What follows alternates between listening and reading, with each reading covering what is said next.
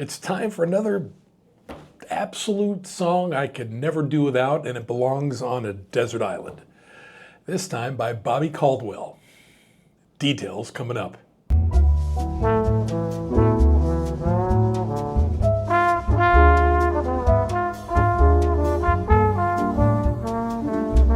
Hey, I'm Michael Douglas. Welcome to this edition of Dr. Pundit, where we talk about music, not medicine. And on this edition of the show, I want to talk about another desert island necessity. This is where I talk about key pieces of music, whether it be a single or an album or a collection of songs, I guess, more than likely one entity that if I had no access to any streaming services or any physical media or electricity, I could just pull up this song out of the blue and hear it forever if I were stranded on a desert island.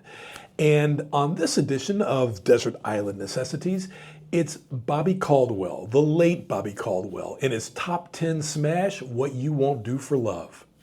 Let's get into it. Now, there was a bit of mystery and sleight of hand at play when Bobby Caldwell hit big with his single, What You Won't Do for Love in 1978. And I actually bought the 45. I was 10 years old at the time. But that mystery and sleight of hand has since faded, of course, in the intervening 40 plus years. And the charms of that song that so beautifully fits within so many genres, including yacht rock, have endured. Now, what is this song about? How did Caldwell write it on demand? And why did Caldwell's record company try to hide his identity to an extent when the song was released?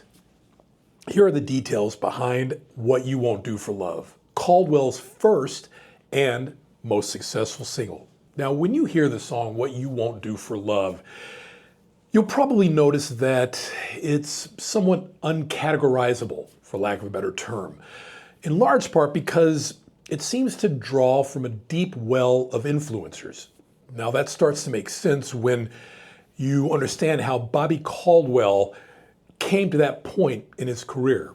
Born in Manhattan and raised in Miami, Caldwell was turned on by his parents to big band singing heroes like Ella Fitzgerald, Frank Sinatra, and as a multi-instrumentalist, he worked for a while in Little Richard's touring band, believe it or not. And he spent time as part of the Miami outfit called Kathmandu, which is a band a lot of people don't know about. He was also good friends with Bob Marley. All of these experiences in networking, before networking was a thing, earned him a record contract with TK Records. Now, this label was best known for such 70s disco acts as KC and the Sunshine Band.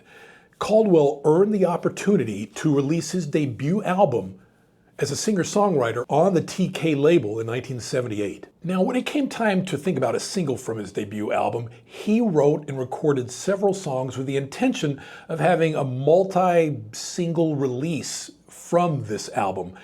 But the record label pushed him to keep trying, and they weren't really blown away by his initial choices, a deflating kind of thing to be sure.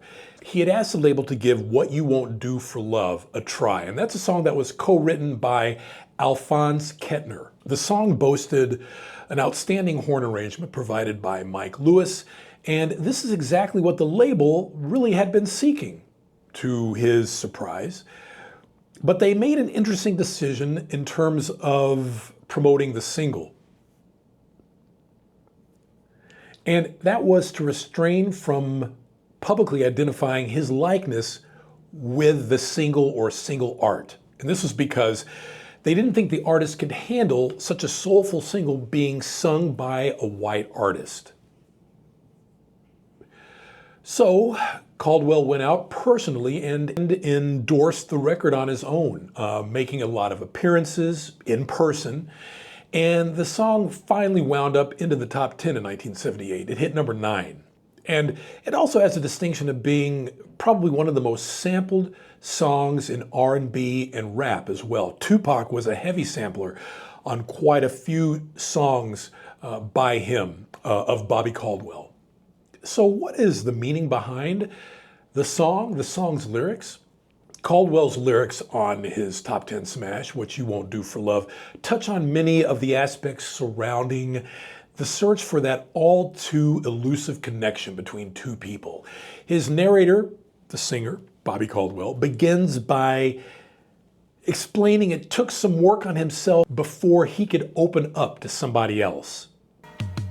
I guess you wonder where I've been. I searched to find the love within. And that self-discovery led him to an inescapable conclusion. I came back to let you know.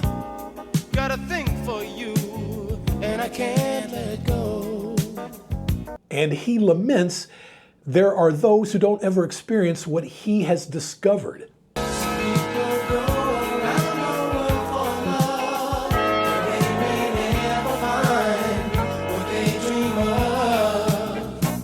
The title refers to the hang-ups that ultimately hold you back from a special relationship, which may need to be overcome. In my world, only you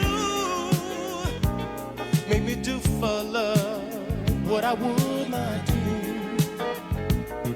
It's a clever and novel way to say what's been said in songs so many times before. What You Won't Do for Love propelled Bobby Caldwell into a long, varied career in music.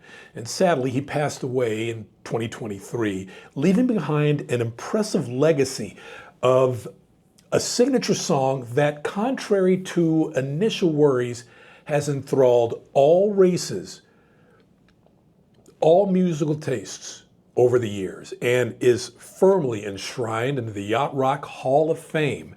And it's the biggest reason why I consider this an essential single to be at my beck and call on a desert island. I'm Michael Douglas, and if you like what you see here on the channel, please don't hesitate to like and subscribe. It boosts the channel and the algorithm so that I may continue to give you quality programs like this on the channel. And as the late great Barry White always used to say, let the music play. And I'll see you on the next episode.